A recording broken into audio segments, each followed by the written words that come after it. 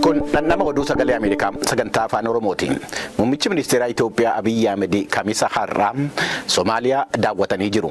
Muummichi ministeeraa akka lakkoofsa gaanfa Afrikaatti ganama sa'aatii 4 yemmuu magaalaa Moqaadishoo gahanu.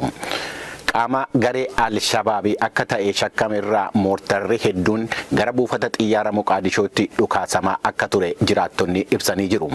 Haleellaa moortaraa kanaan miidhaan qaqqabee jiraachuun isaa hin gabaasamne.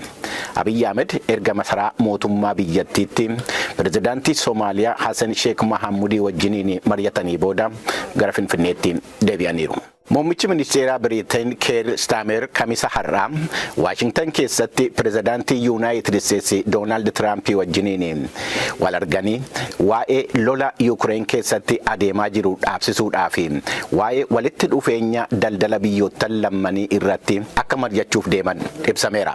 Galmee seenaa keessatti Yuunaayitid Isteetsi keessatti yeroon pirezidaantiin tokko aangoo irra turu akka marsaa lamarraa hin darbine seerri heera biyyattii keessatti akka fooyyessama 22ffaatti kan raggaasifame guraandhala 27 bara 2051 ta'uudhaansaa yaadatama waggaa 74 har'aa jechuudha.